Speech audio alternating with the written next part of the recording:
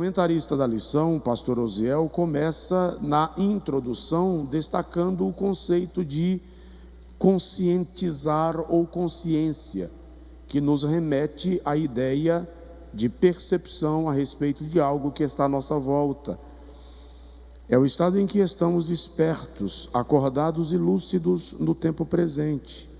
E por isso, sabemos que existimos. Desse jeito, o crente em Jesus que iniciou a sua jornada de fé com Cristo, deve estar consciente a respeito de viver uma vida santa, sem a qual, a Bíblia afirma, ninguém verá o Senhor.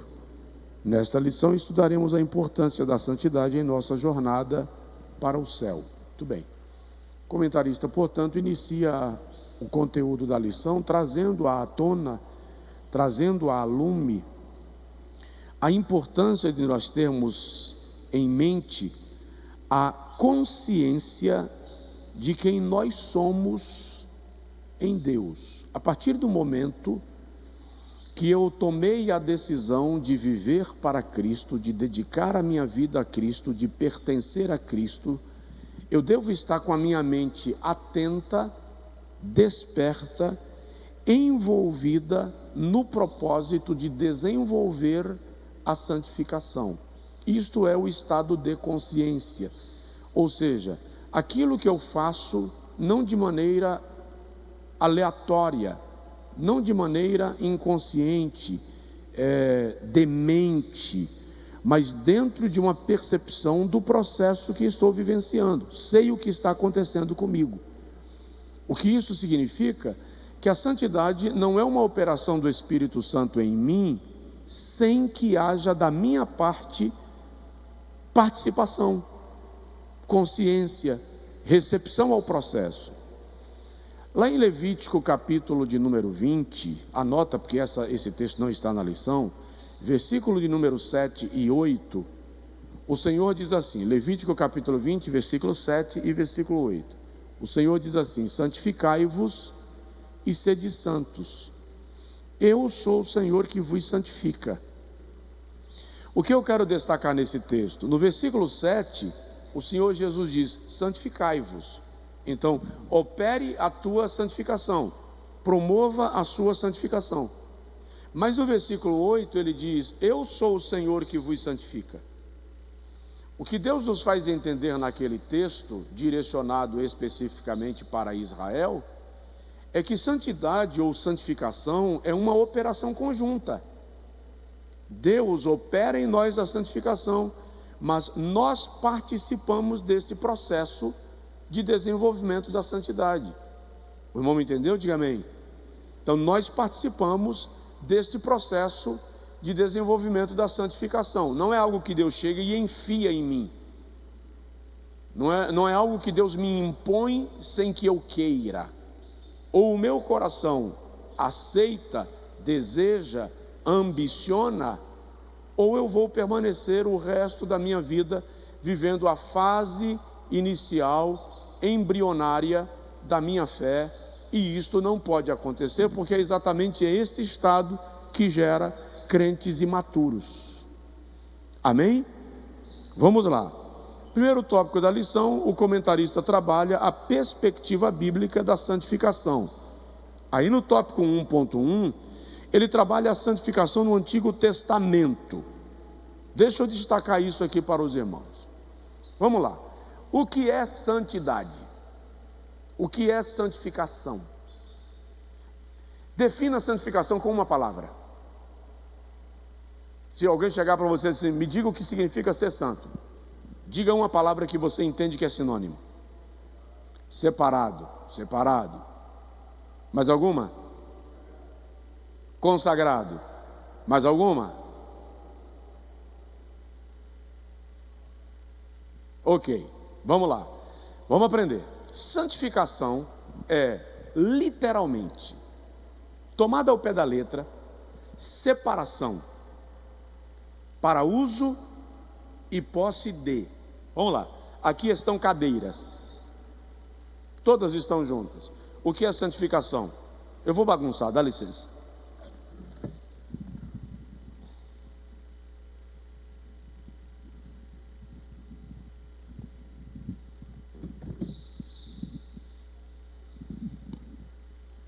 foi separado do meio para ser usado com um propósito. Como isso se aplica à nossa vida cristã? Do universo do mundo, com todas as suas manifestações, aqueles a quem a Bíblia chama de santos, são os que foram separados do todo, mas não separados do todo sem propósito. Foram separados para serem usados. Há um propósito na santificação. Então, Deus separa os seus do sistema mundano, dos hábitos e práticas do mundo, para usá-los. Deus não nos separa do pecado para nos manter enclausurados. Ele não nos coloca num mosteiro espiritual. É muito interessante. Eu vou usar uma expressão do pastor Antônio Gilberto, que é um grande teólogo brasileiro, já descansa no Senhor. Ele diz assim: o navio pode estar no mar, mas o mar não pode estar no navio. O que isso significa? Aquele que foi santo permanece no mundo, mas aquele que foi santificado permanece no mundo, mas o mundo não permanece mais nele. Deu para entender? No Antigo Testamento existem duas palavras hebraicas para santificação. Quem usa óculos, levanta a mão, que eu quero orar por sua vida. Ô troço chato, irmão. Obrigado. Ô negócio chato. Pelo amor de Deus. Está repreendido. E tem vezes que você limpa, lava, passa na bucha, coloca a vassoura, piaçava e não muda muita coisa. Mas vamos lá. Duas palavras hebraicas para santidade ou santificação. A primeira delas é Kodesh. Está aí na lição. Fala comigo, Kodesh. E a segunda era Kadosh. Presta atenção. Kodesh era uma expressão era a mais usada e de certa forma exclusiva para falar da santidade de Deus, aquele que é santo por sua natureza, ou por natureza, em quem não há margem de erro, aquele que não há chance de pecar, não há possibilidade de cometer gafes. O termo Kodesh, em alguns textos do Antigo Testamento, também é aplicado àquelas coisas que foram permanentemente consagradas a Deus, ou seja, não pode ser revogado. Isso aqui vai ser usado exclusivamente para Deus, não pode ser usado para outro propósito. Kodesh. Mas quando a Bíblia fala das coisas que foram consagradas para Deus e que seriam manuseadas, manipuladas pelo homem, a expressão é Kadosh. Significa entender que lá em Isaías, quando os serafins cantam santo, santo, santo, a expressão é Kodesh, porque está falando da santidade de Deus. Ele não tem falha, ele não tem erro, não há chance de ele pecar, não há margem de Deus se equivocar, não há nenhuma possibilidade de Deus se perder no tempo. Kodesh. Mas quando nós falamos que o sacerdote foi consagrado, que os levitas foram consagrados, que o altar foi consagrado, que o lugar foi consagrado, a expressão é Kadosh, aquilo que foi tornado santo. Deu para entender? Ficou claro? Agora, o que fica muito definido no texto sagrado é que, por exemplo, a partir do momento que esse utensílio foi tornado santo, Kadosh, ele não deve ser usado para nada que não esteja relacionado ao altar. Não pode ser usado para nada que não esteja relacionado a Deus e à adoração a Deus. Eu posso ser agressivo? Camarada chega para mim e diz assim: pastor, eu quero consagrar a minha guitarra para Deus. Amém. E depois vai tocar num barzinho. Se você quer tocar no barzinho as músicas de MPB e tal, e tal, e tal, e tal, fica à vontade, só não consagra para Deus. Porque aquilo que foi consagrado para o Senhor não pode ser usado para dois propósitos. É aí onde isso se aplica a mim e a você. Nós fomos consagrados para Deus, sim ou não? E vamos conversar sobre isso um pouco mais. Significa que em mim não pode haver nada, nenhuma prática que não esteja relacionada. Obrigado, meu amigo. Ele está mandando eu comprar outro, irmão. Acho que está um pouco ralado. Obrigado, pastor Zé. Agora eu estou enxergando os irmãos, ó, que eu estava vendo assim, tudo xadrez. Tá? Não, em mim, na minha vida, no meu estilo de vida, não pode haver nada que não esteja relacionado a Deus e ao seu altar. Isso é kadosh. Aquilo que foi tornado santo, que foi santificado. Você vai entender melhor. Esse é o primeiro tópico da lição, tópico de número 1.1, quando o comentarista fala sobre o termo santificação no Antigo Testamento, e aí ele dá alguns significados que estão correlacionados. Sacralidade, ou seja, tornar sacro, colocar à parte, consagrar, santificar, preparar, dedicar, ser consagrado. E aí, se a gente fosse dar algumas outras definições mais amplas de santidade, nós poderíamos ir, por exemplo, para a primeira carta de Paulo aos Tessalonicenses, quando Paulo diz: santidade é a vontade de Deus para vós. Então, o que é ser santo? É a vontade de Deus para a nossa vida. É aquilo que Deus planejou para nós. Em Josué, capítulo de número 2, versículo 5, o Senhor diz a Josué que santidade é uma condição, é um critério para Deus operar maravilhas em nosso meio. Ele diz: santificai-vos hoje e amanhã farei maravilhas no meio de vós. Ok? Agora vamos para o segundo subtópico, quando o comentarista fala sobre santificação no Novo Testamento. O verbo grego hagiadzo quer dizer santificar, tornar santo, purificar, consagrar, venerar. Esse termo abrange o sentido de o crente tornar-se puro, de modo a estar purificado e santificado por obra graciosa do Espírito Santo. Nesse sentido, no Novo Testamento, a santidade operada na vida do crente é uma obra autêntica do alto. Vamos lá falar sobre isso, para a gente ter uma compreensão mais ampla do assunto. Deixa eu só procurar aqui uma anotação que eu fiz, para enriquecer a nossa compreensão. Então, no Novo Testamento, a expressão santificar dá a ideia ou a mesma ideia encontrada no Antigo Testamento, que é separar, dedicar, tornar santo, tornar sagrado. A palavra grega agnos traz a ideia de separação para uso e posse de Deus. Olha bem para mim, por favor. A santidade não tem o propósito de te tornar canônico. A ideia não é você se tornar um monge. Se para ser santo eu tiver que abandonar os impuros, não é santidade. Deus te tira do meio do lamaçal do pecado, te consagra para Ele e te coloca entre pecadores, para que você tenha propósito, para que você seja útil.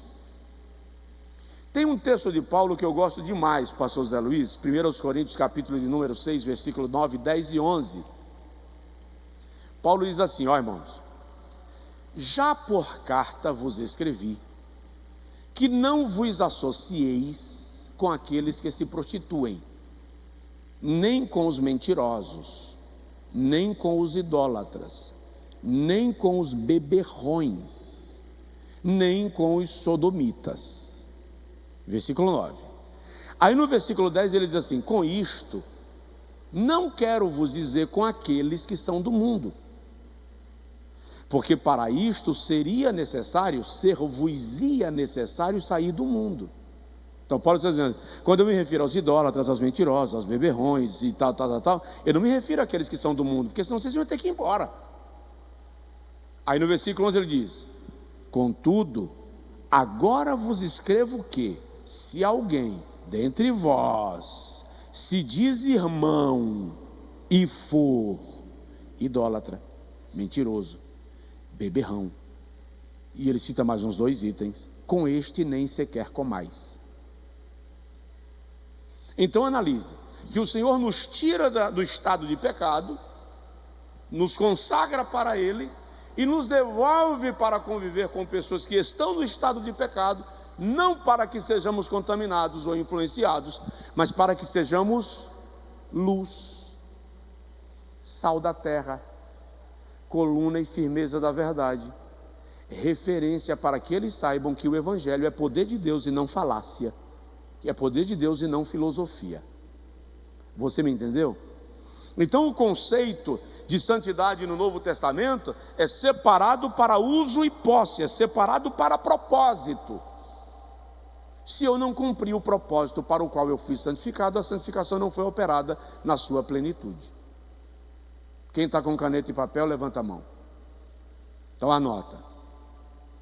Coloca assim, letra A.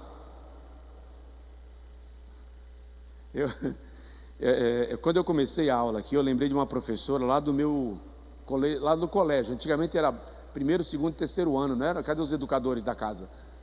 Era primeiro, segundo, terceiro ano antigamente, né? Hoje é... Não, eu estou falando já do colégio, já para a formatura do magistério, né? Eu tive uma professora, esses dias eu encontrei com ela numa clínica aqui. Ela influenciou muito o meu método de ensino. Primeiro porque ela nunca deixava os alunos sentados assim.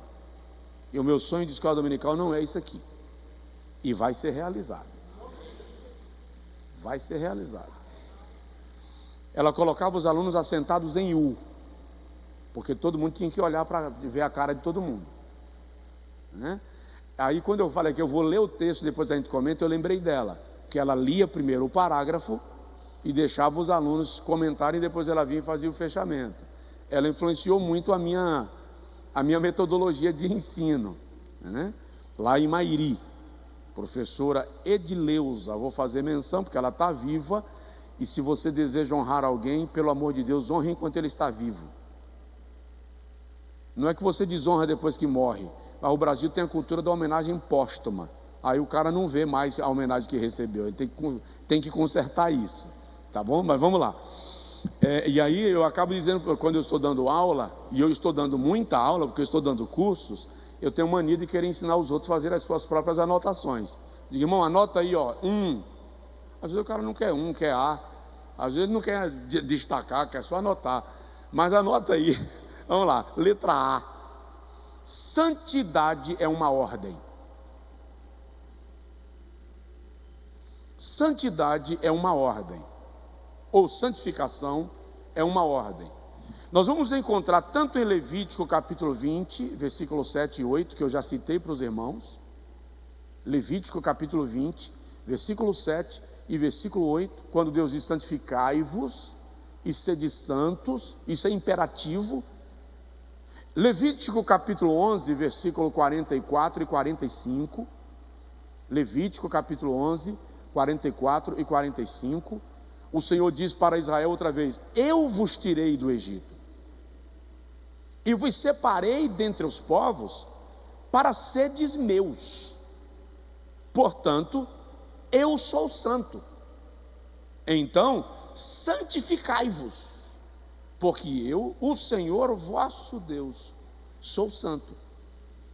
Aqui Deus não está dando opção para Israel. Acho que eu vou pensar se eu quero ser santificado. Não. Isso é uma determinação, isso é imperativo. Tá? Letra B, ou número 2, da forma que você estiver anotando, ou as setinhas lá. Santidade é a condição para sermos chamados irmãos de Jesus. Santidade, quem está no online, eu esqueci como eu estou aqui do lado, esqueci da câmera. Você que está no online, anota aí. É cá? É essa aqui? Obrigado. Santidade é a condição para sermos chamados irmãos de Jesus. Vamos lá. Marcos 12, 46 a 50. Chegaram para Jesus e disseram para ele assim: tua mãe e teus irmãos estão lá fora te chamando. Ele respondeu: quem é minha mãe? Quem são os meus irmãos? Senão aquele que faz a vontade do meu Pai.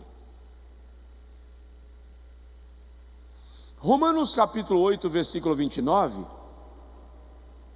Paulo diz que o Senhor nos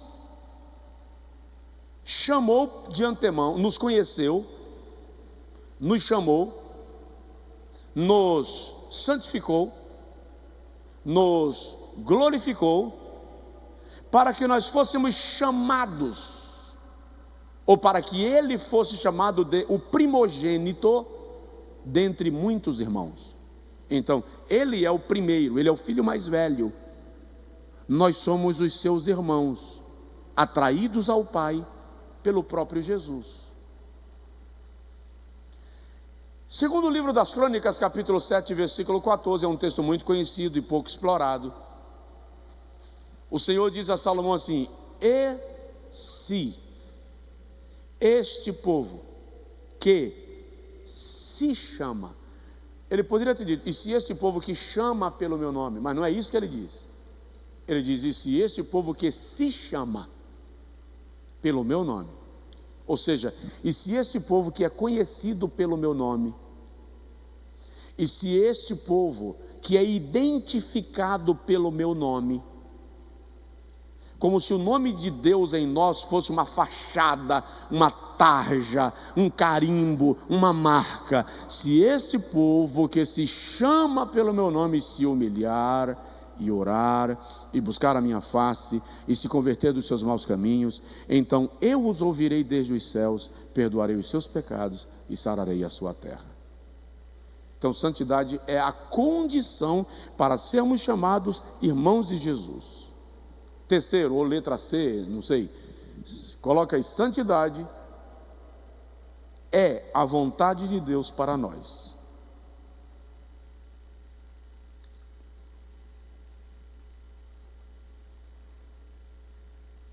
Primeira aos Tessalonicenses, capítulo 4, versículo 3. Primeira aos Tessalonicenses, capítulo 4, versículo 3, Paulo diz: e esta é a vontade de Deus para convosco, a saber, a vossa santificação. Então é isso que Deus quer de mim. E eu vou concluir esse tópico com a letra D, letra D, o número 4, né? Santidade é a condição para vermos a Deus. Romanos 12, 14. Segui a paz com todos e a santificação, sem a qual ninguém verá o Senhor. Eu preciso agora bagunçar um pouquinho. O escritor coloca aí uma interjeição, se eu ainda lembro da regrinha de português, IA. E essa interjeição, seguida por artigo definido, conecta a primeira parte do versículo com a segunda. Seguir a paz e a santificação, ou seja, uma coisa não está desconectada da outra. O que ele está querendo dizer para nós é que, se eu não tiver paz com o próximo, o meu conceito de santificação é uma propaganda enganosa. Seguir a paz e a santificação. Eu sou santo, mas estou brigando contigo cada vez que te vejo. Quero ver Trem, mas não quero te ver, não vou com a tua cara, somos inimigos na igreja. Então, se não há paz com todos, a santificação também não é real, é uma sombra. Alguém me entendeu? O que significa que na prática a igreja deve muito para alcançar aquilo que ela chama de santificação, porque nós vivemos como crentes, como cristãos, o tempo inteiro nos sentindo no direito de dizer assim, não gosto de fulano, disputando por posição, para ver quem canta melhor, quem prega melhor, quem dirige melhor, e aí nós, quando comprometemos a paz, comprometemos a santificação. Por isso a Bíblia prima tanto pela unidade, pela união, pelo amor fraternal, pela comunhão, porque sem koinonia, comunhão, sem unidade, não existe na prática a experiência de santificação. Tem alguém aí? Então pergunta aí para a pessoa que está do seu lado, tem alguém aí que você não vai muito com a cara? Minha sogra, pastor. Ah, pastor, minha cunhada, só o sangue de Jesus. Meu cunhado, Você não precisa viver no país das maravilhas com todas as pessoas. Relacionamentos partem do princípio de identificação. Se não há identificação, se não há afinidade, não há intimidade. Mas você não precisa ser inimigo de ninguém, não gostar de alguém, ter raiva de quem quer que seja. O princípio bíblico não é esse. Não é o assunto que nós estamos em questão, mas eu quero só lembrar vocês, para destacar, e falando da paz, que Jesus tinha 5 níveis de relacionamentos. Jesus tinha 5 níveis de relacionamentos. Ele se relacionava com a multidão. Ele é muito claro quando diz, vocês não me seguem porque creem em mim, vocês me seguem porque comem pão de graça. Ele disse em João 6, vocês sabem que se estiverem comigo não vão passar fome, não precisa nem trabalhar. Aí o povo ia atrás dele por causa da comida, dos milagres. Segundo, ele se relacionava com os discípulos. Os discípulos eram mais do que multidão, os discípulos lhe seguiam, estavam sempre lá, estavam ouvindo seus sermões, não estavam comprometidos ao nível de se tornarem multiplicadores, mas estavam no mínimo comprometidos ao nível de se tornarem praticantes. Aí ele tem o terceiro nível de relacionamento, os apóstolos. Os apóstolos se tornam seus mentoreados, ele está treinando os apóstolos para darem continuidade à obra que ele começou. Entre os apóstolos ele tinha 3, sim ou não? Quem eram? Fala que você veio de errar, porque se errar a gente conserta.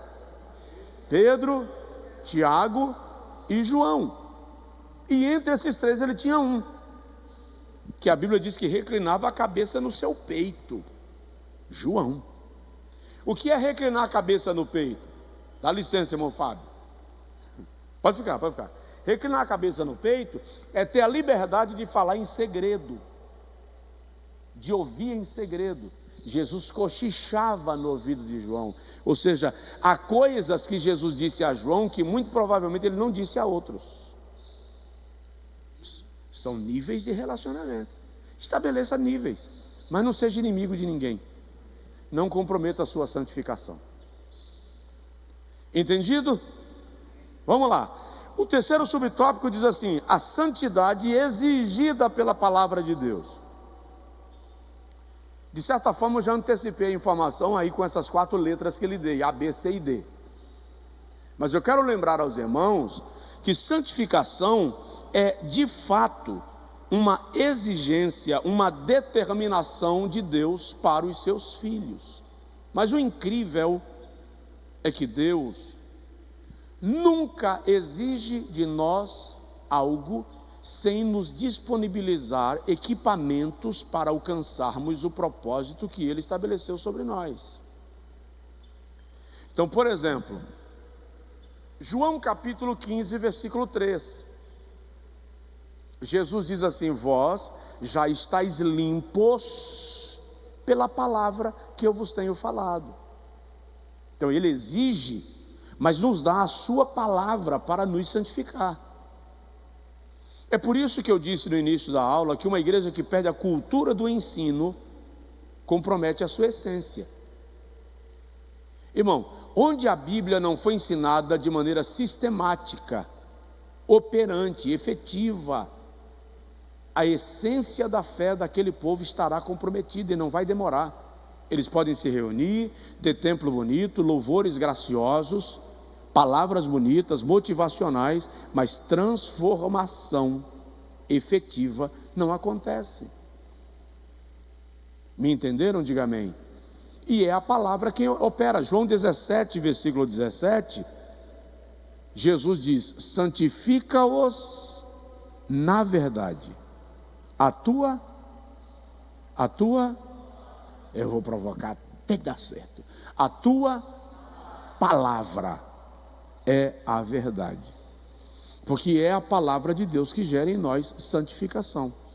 Aí é triste perceber que a igreja desta geração gosta da Bíblia numa perspectiva de surfista. Porque nós temos muitos crentes surfistas, vivendo a onda, quando aqueles que viverão experiências mais profundas são os mergulhadores, são os que vão descer, querer entender mais, compreender mais, aprender mais, para que a palavra gere efeito na sua vida. Desse modo, diz o comentarista, o crente em Jesus não pode ter compromisso com o comportamento pecaminoso, visto que em sua lida diária ele tem um compromisso de buscar um estilo de vida santo, pois sabe que sem ele não podemos ver o Senhor. Tudo bem até aí? Alguma observação? Então vamos para o segundo tópico, a santificação e seus estágios.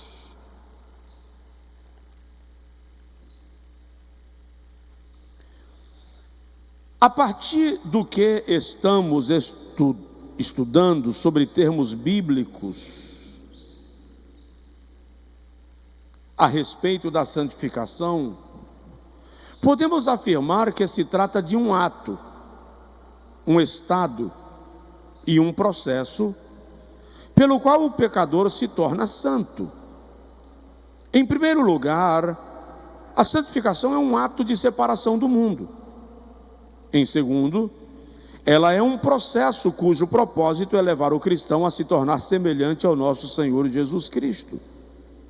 Assim, a santificação busca aperfeiçoar o crente de modo que a imagem de Cristo se reflita plenamente em sua vida.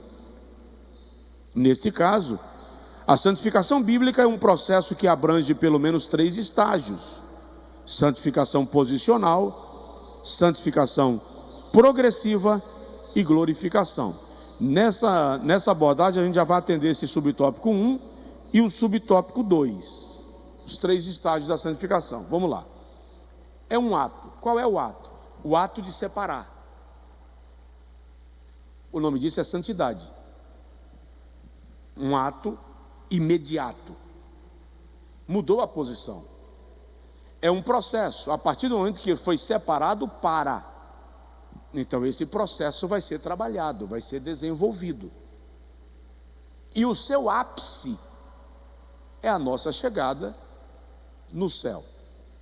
Então deixa eu te falar. Todo aquele que aceita Jesus como Salvador vive aquilo que nós chamamos de santificação imediata ou posicional. Ou seja, ele se torna posse de Deus. A partir do momento que o indivíduo diz assim: eu entrego a minha vida ao Senhor, eu o recebo como meu Salvador, ele foi santificado para Deus. Satanás não tem mais poder de dominá-lo. Satanás não terá mais poder de permanecer operando na sua vida. Isto responde uma pergunta, 2.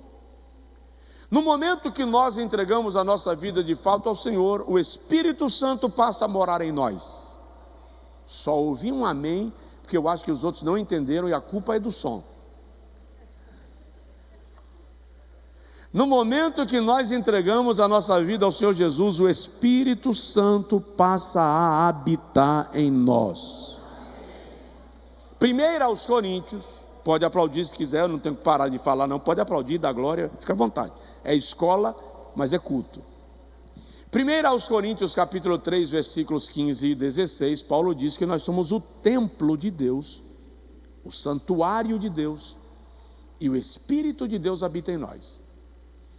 1 aos Coríntios capítulo 6, versículos 19 e 20, Paulo diz que nós fomos comprados por bom preço e nós somos o santuário de Deus.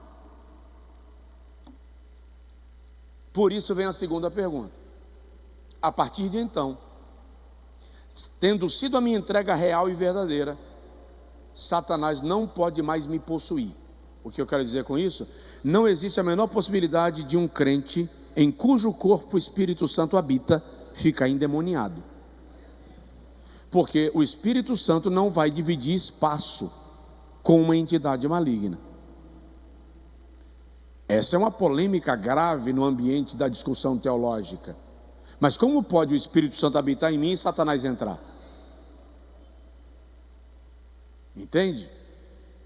Então eu lembro de um episódio numa determinada igreja, nossa, que tinha uma irmã, e eu citei isso esses dias umas 2 vezes, que ela sempre caía possessa de demônios. Todo culto. Culto de oração, culto da palavra, culto de domingo, escola dominical. Eu até brinco e digo, irmão, o cara cai endemoniado na escola dominical, o negócio assim está grave. Tá?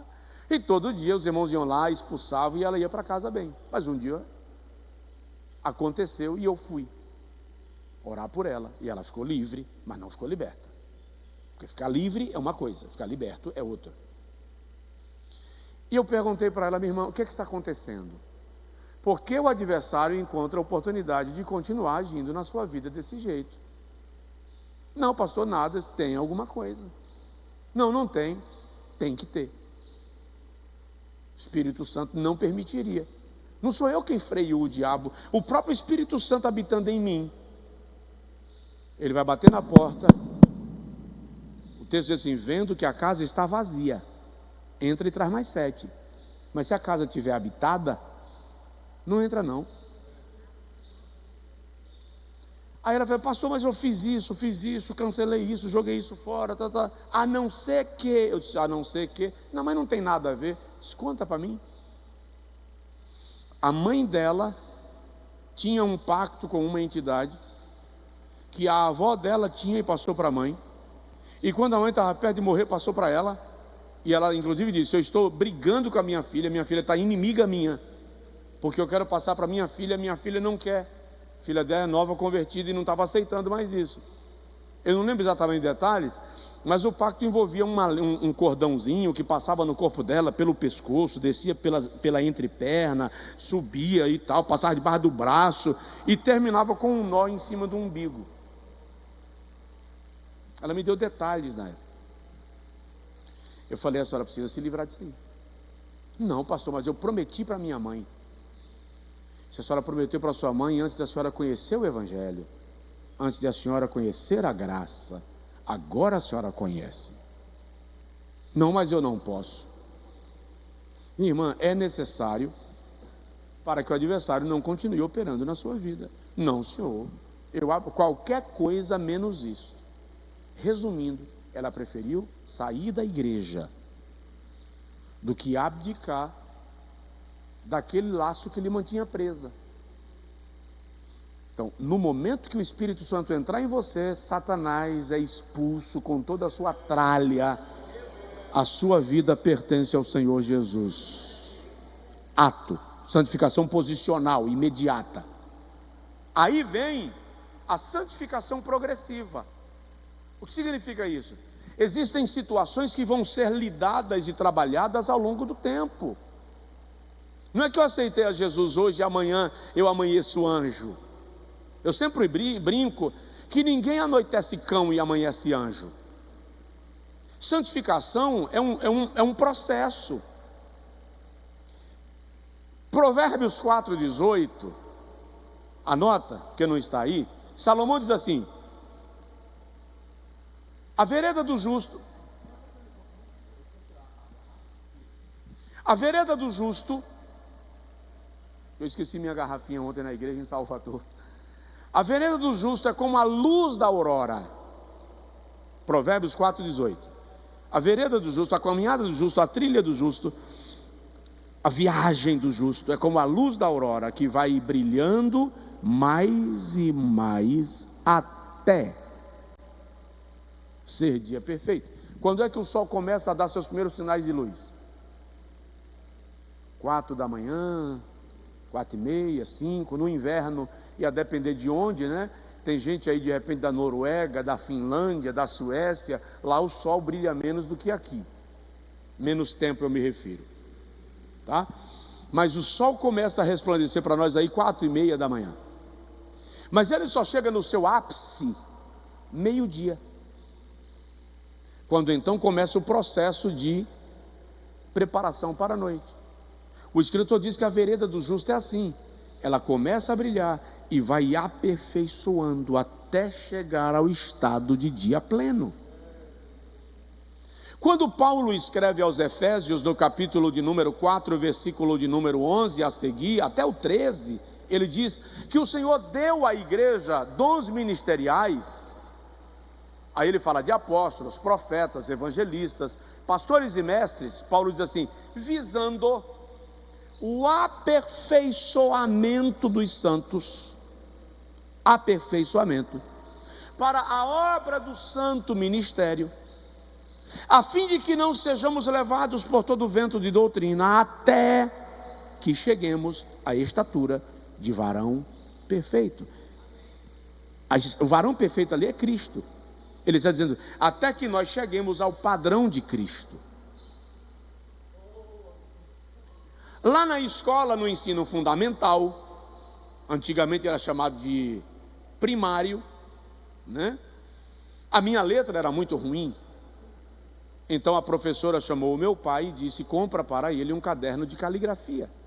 Aquilo era terrível, porque o caderno de caligrafia tem uma fila de letra lá em cima e 21 linhas em branco, e eu era obrigado a sair reproduzindo cada uma letrinha daquela, nas 21 linhas, o caderno inteiro, e parece que aquele caderno nunca acabava, parece que ele acrescentava folhas, para minha letra chegar ao padrão daquela que está lá em cima.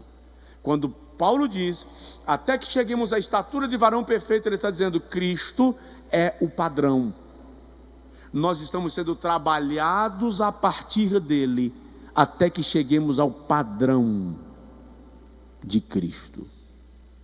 Por isso você falha, eu falho, a gente tropeça, a gente briga consigo mesmo, porque estamos num processo de santificação. Segundo aos Coríntios, capítulo 7, versículo 1, o apóstolo Paulo diz assim: aperfeiçoando a vossa santificação, tanto na carne quanto no espírito. Se é para aperfeiçoar, é porque existe um processo de evolução, de transformação, de melhoramento, de transformação, até que a gente chegue. Você me entendeu? Diga amém. Quem está vivendo esse processo? Levanta a mão.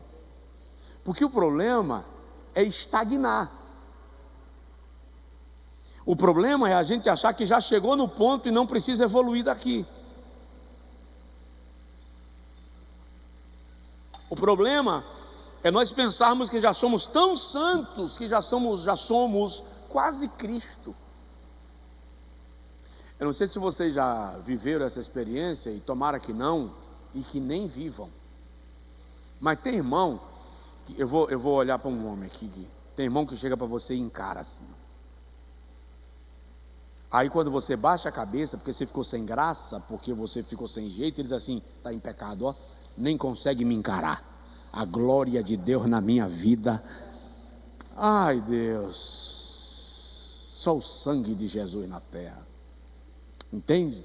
Então tem pessoas que estagnam aí, porque elas acham que já chegaram num ponto tão estratosférico de seu aperfeiçoamento, que os outros não conseguem nem olhar para elas. Estagnou. E alguém já disse que quando você entende que não precisa amadurecer mais, você começa a apodrecer. Tá? Então, santidade é em 3 estágios: santidade, santificação imediata, posicional, progressiva. Na verdade, uma vez eu até mandei fazer umas camisetas. Eu estou falando pela internet, vão mandar fazer, vão me copiar. Esse é o problema da internet, mas lá vai.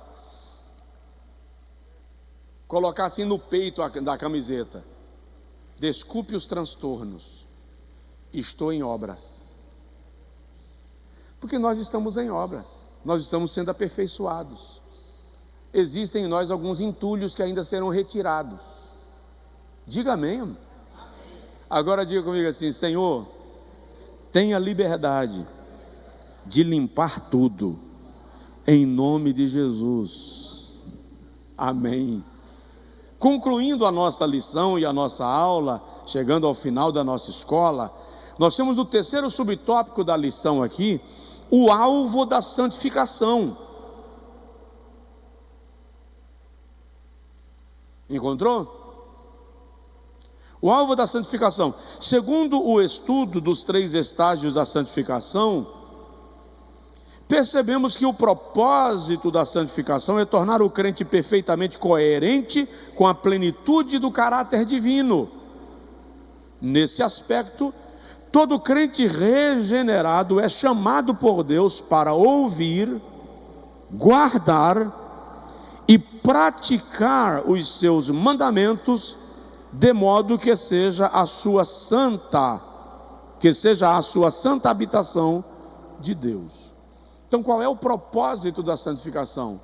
Agradar a Deus, viver de acordo com o caráter de Cristo, se tornar parecido com Jesus, fazer o mundo lembrar que Cristo esteve aqui e nós somos os seus representantes, a referência. Na verdade, irmãos, quando a Bíblia diz que nós somos sal da terra e luz do mundo, está falando de santificação. Sal fala de ponto de equilíbrio. O cristão não precisa nem deve ser exacerbado, exagerado. Ele é ponto de equilíbrio, porque ele é sal.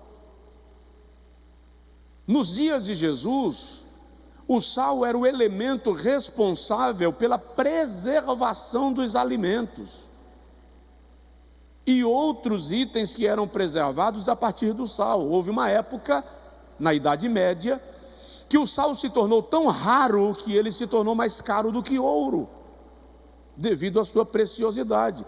E é daí que vem a palavra salário, porque os soldados eram pagos nos seus soldos com sal, tamanho o valor que o sal tinha.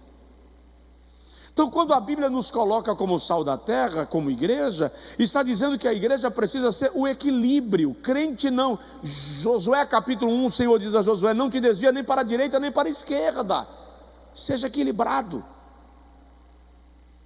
E a gente vive uma época de crente tão exacerbado, que assim, ou o cara é mundano,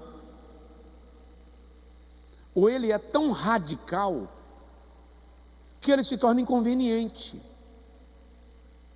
Deixou de ser sal, passou a ser salgado, ou insosso.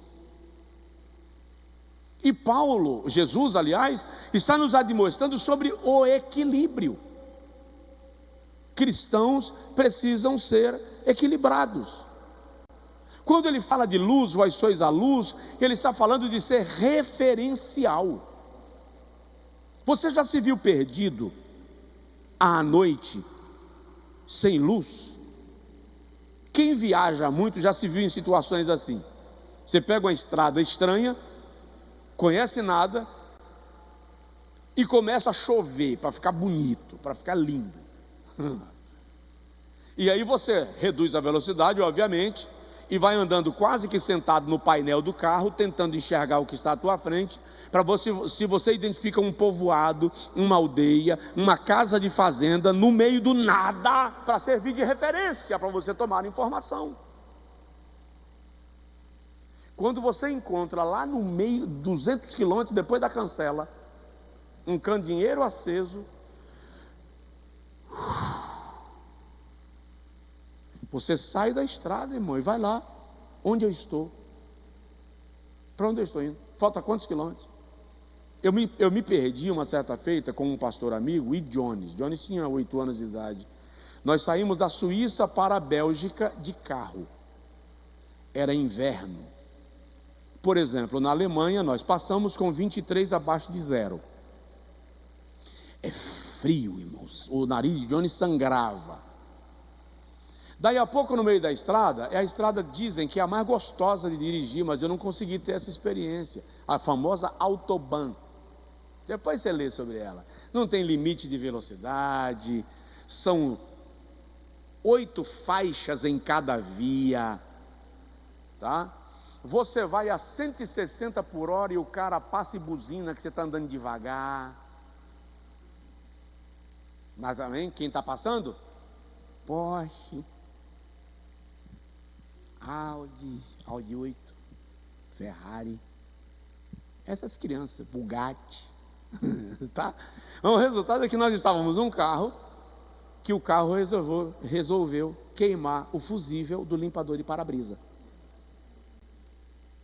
numa temperatura abaixo de 20, ou seja, em pleno dia está tudo escuro, vira noite. O farol só estava com a luz baixa.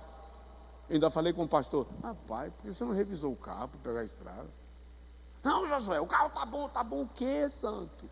Resultado, ele dirigia, eu tinha que baixar o vidro de vez em quando, jogar uma garrafa de água, passar o pano naquele frio. E lá vai horas. Chegou um momento que eu disse assim: rapaz, acha um posto, vamos saber para onde a gente está indo. Não, hoje a gente já tem o privilégio dos GPS no celular, né? Não tinha, irmão. A tecnologia em 15 anos deu uma avançada tão assustadora que a vida simplesmente mudou, e essa geração não sabe o que significa se perder de uma cidade para outra, tá? Então, em dado momento, lá por volta de 11 da manhã, encontramos um posto um pouco fora da rodovia, saímos para o posto. Chegamos no posto para pegar informação, estávamos no território da Alemanha, só que a gente chegou lá, ele fala francês com influência, o pastor que estava comigo. Eu consigo falar inglês pelo menos para me comunicar, comer, não passar fome, pedir direção, saber para onde eu estou indo, ou espanhol, mas no posto só tinha gente que falava alemão. Resultado, continuamos perdidos. Por isso que a mensagem do Evangelho tem que ser compreensível, senão o cara continua perdido. Porque já disse alguém que comunicação não é apenas o que você diz, é também o que o outro entende. Entende? E aí paramos, 11 da manhã, lá para as 4 da tarde, ficamos no posto, não vamos sair daqui, não sabe onde está? Mas virou ponto de referência, serviu de refúgio. Igreja é isso, ponto de referência, para quem está perdido saber onde vai parar. E aqui vai aguardar a orientação para o caminho certo. Quando a igreja ensina o caminho errado, distorcido, cheio de arranjo, compromete. Só para concluir o testemunho, lá para umas 3, 4 da tarde, parou um carro e entra uma família falando em português. Eu quase falo língua estranha. Só que se eu falasse língua estranha não ia resolver o problema, porque eles não iam entender, né? Aí fomos nos informar, nós havíamos saído do roteiro e estávamos a mais de 100 quilômetros fora da nossa rota. Iríamos chegar em Bruxelas por volta de 4 da tarde, chegamos lá quase 10 da noite. Mas o fato é que você tem um ponto de referência para obter a direção, é o segredo.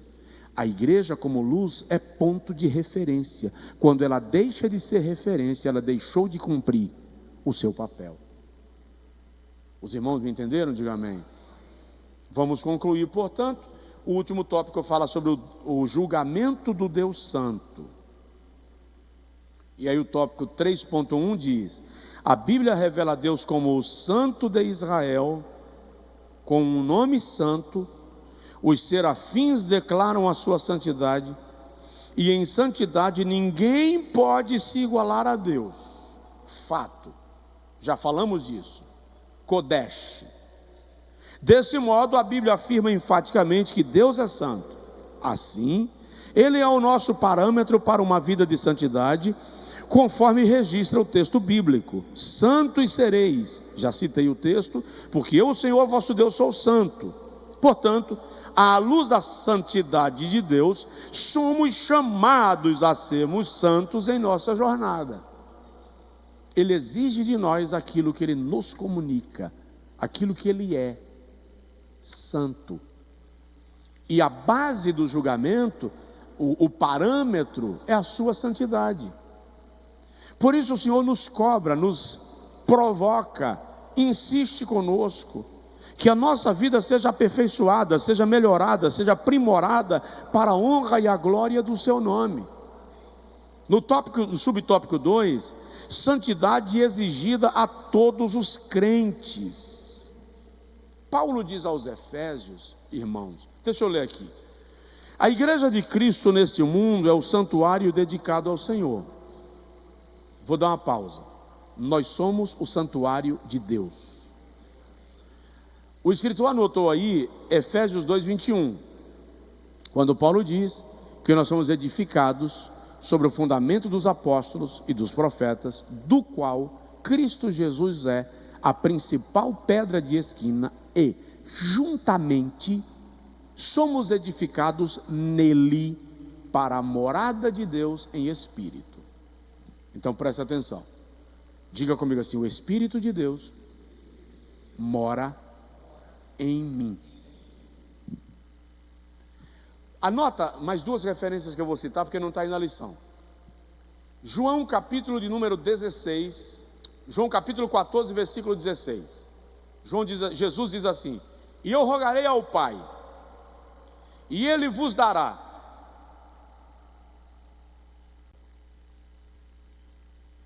outro Consolador, o Espírito da verdade, o qual o mundo não conhece nem pode receber, mas vós o conheceis, porque Ele estará convosco e habitará em vós. Amém? Então Ele habita em nós. Um outro texto, 1 aos Coríntios capítulo 3, versículo 15 e 16. Ou não sabeis vós que o vosso corpo é o santuário de Deus e que o Espírito de Deus habita em vós? Aí Paulo vem e diz assim: portanto, se alguém destruir o santuário de Deus, Deus o destruirá. O que significa, Paulo está dizendo que se o meu corpo é o santuário de Deus e eu o destruo, Deus me cobrará. Significa dizer que o meu corpo não é algo banal, ele tem que ser cuidado, preservado. Entendeu? Diga amém. Porque tem gente que acha que não. Tá? 1 aos Coríntios capítulo 6, versículos 19 e 20. Fostes comprados por bom preço, glorificai pois a Deus no vosso corpo, pois vós sois o santuário de Deus, e o Espírito de Deus habita em vós. Então, somos morada de Deus, conforme o comentarista destaca, somos habitação de Deus, o Senhor habita em nós, portanto precisamos ser santos. Agora vamos lá, Ele é o nosso parâmetro.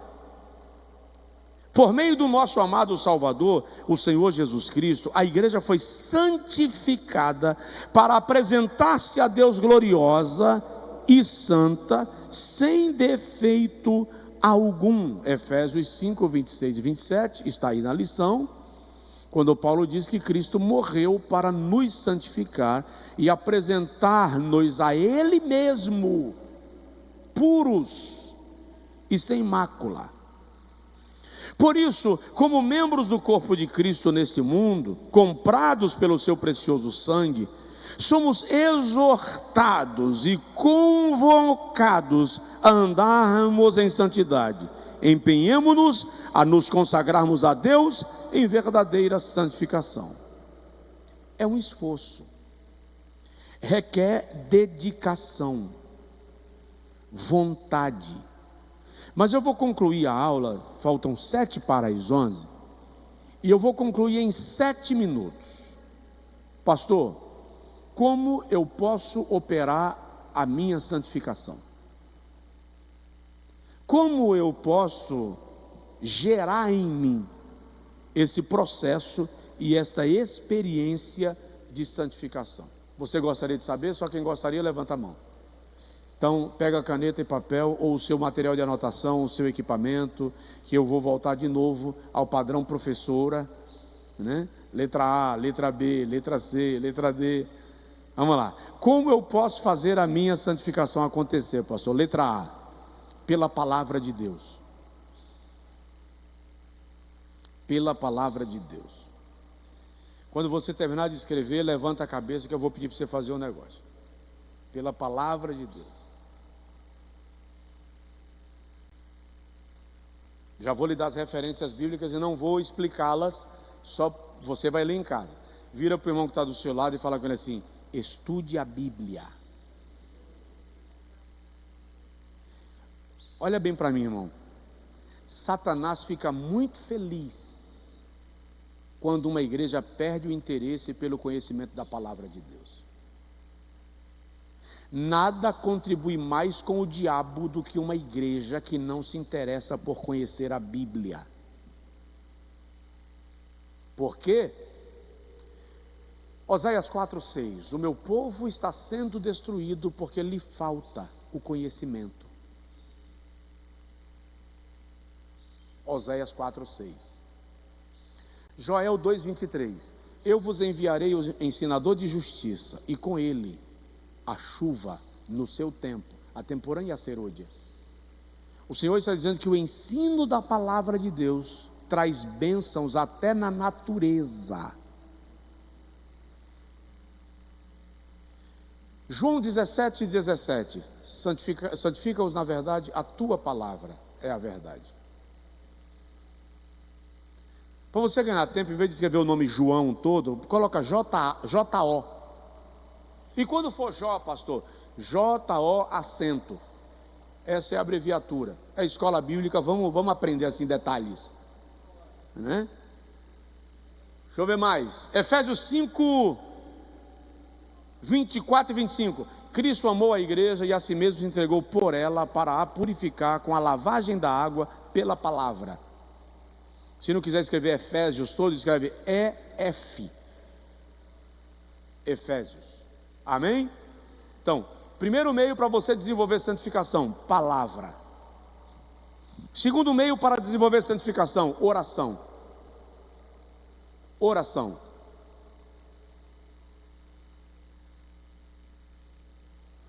Primeira carta de Paulo a Timóteo, como escreve para abreviar? Número 1, primeiro, TM. 1 Timóteo. Capítulo de número 4, versículo de número 5.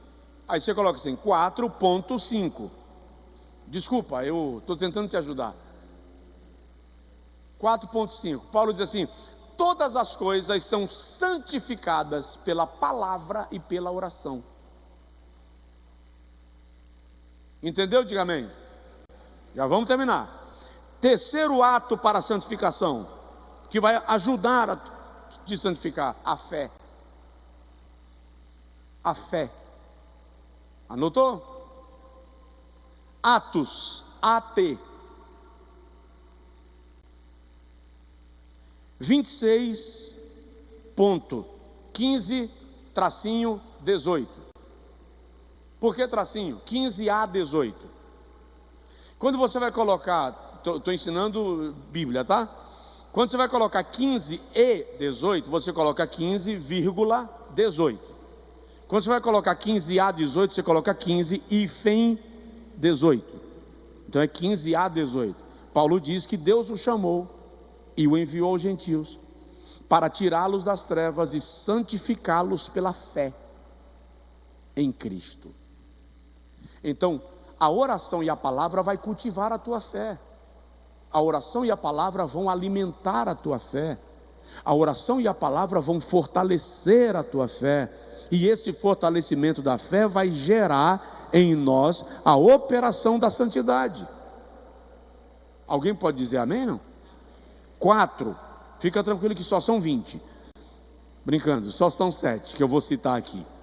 4, o sangue de Jesus santifica. Permanece debaixo do sangue de Jesus, permanece debaixo do sangue de Jesus, permanece debaixo do sangue de Jesus. Hebreus 13, 12, Hebreus escreve HB,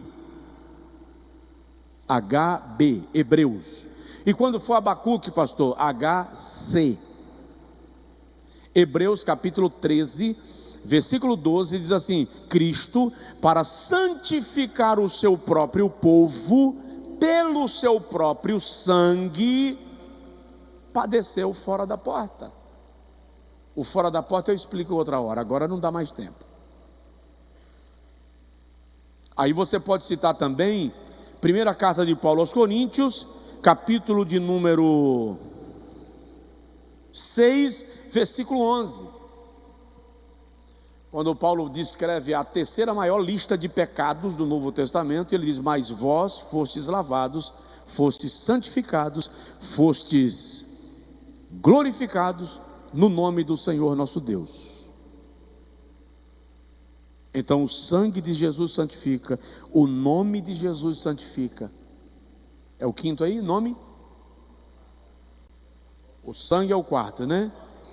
O quinto, o nome de Jesus. Clame esse nome, invoque esse nome, glorifique esse nome, louve este nome. Vou lhe dar uma dica: quando você acordar de manhã cedo para ir para o trabalho, ou para vir para a igreja, enquanto você se arruma, toma banho, escova dente, escova dente e tal, coloca um louvor para tocar bem baixinho em casa. Aquilo que você ouve primeiro ao acordar será aquilo que a tua mente vai pensar o dia inteiro. Entende? Então o nome de Jesus santifica. Eu preguei uma certa feita, muitos anos atrás, em Valente. Apontei para o irmão André porque ele é de Valente. E eu pregava em Valente com muita frequência. E numa daquelas pregações, uma irmã me chegou depois do culto e ela disse que ela tinha aceitado Jesus como Salvador, mas ela todos os anos apresentava oferendas para uma entidade. E todo dia ela colocava em determinado cantinho do quintal dela, pastor Zé, pastor Luciano, uma oferenda lá para aquela entidade. Depois que ela aceitou a Jesus, ela disse: pastor, todo dia no mesmo horário, eu sinto a entidade me perturbar, tira minha paz, às vezes me possui, me joga no chão, eu me arrebento, e eu não sei o que eu faço. Eu disse a ela: irmã, faz o seguinte, todo dia, no mesmo horário, coloca um louvor em casa e comece a cantar com o louvor. Acompanhe a música, louve, cante, se esbalde louvando. Se o vizinho achar que a senhora ficou doida, não tem problema, a senhora está oferecendo culto a Deus. Os meses se passaram, eu acho que uns 6 meses, 8 meses depois, eu voltei a pregar em Valente. Eu acho que na época, na primeira vez foi o pastor Bandeira, e na segunda vez o pastor Valdir, algo assim, né? Eu voltei a pregar lá. Depois da pregação ela me procurou, ele falou assim: pastor, funcionou. Mas eu não lembrava mais do episódio. E eu perguntei: funcionou o quê, irmã? Aí ela repetiu: o senhor lembra aqui, tal. Pois funcionou, nunca mais aquela entidade perturbou a minha casa e a minha vida. O nome de Jesus, o nome de Jesus. Dá para erguer as mãos ao céu assim, dar um grito de glória ao nome de Jesus.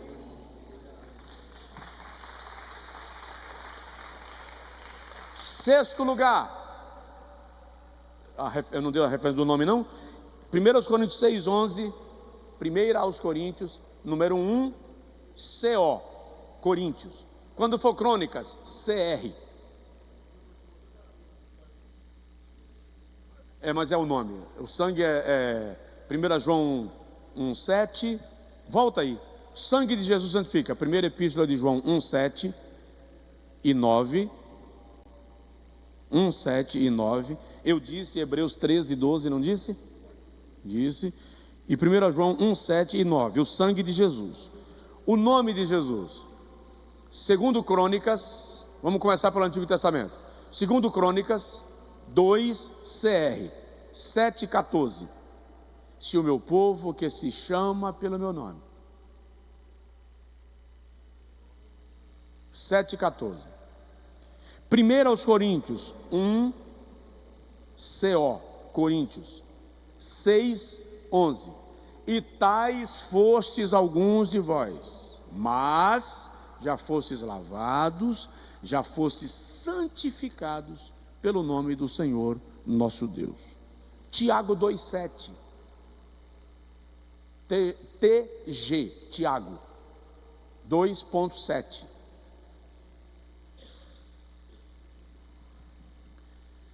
Seis, nós podemos ser santificados pela glória de Deus. Êxodo é X. Eu estou sendo chato com essas explicações? Então, amém. É X, 29:43. O 6, estamos no 6, a glória de Deus. Eu estou dando um esboço para vocês, prontinho para vocês pregarem, viu?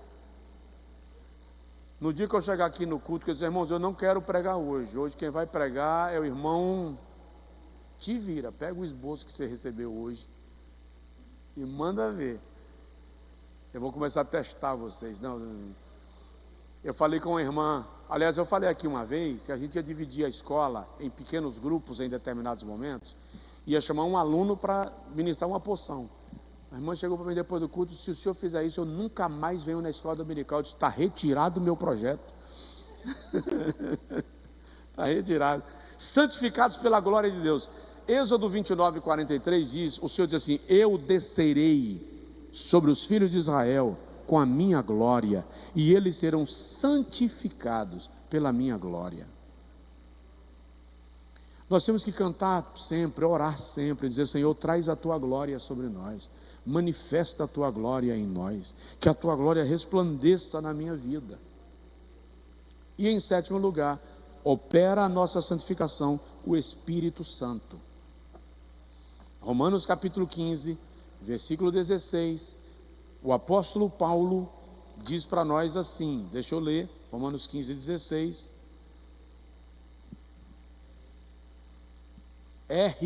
M de Maria.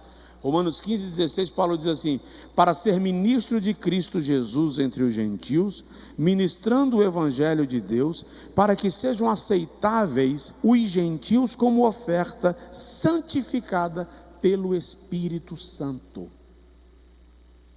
Então, na medida que eu estudo a palavra de Deus e oro, a fé é fortalecida. Enquanto a fé é fortalecida, eu também sou purificado pelo sangue de Jesus, com a convicção de pecados, de perdão de pecados.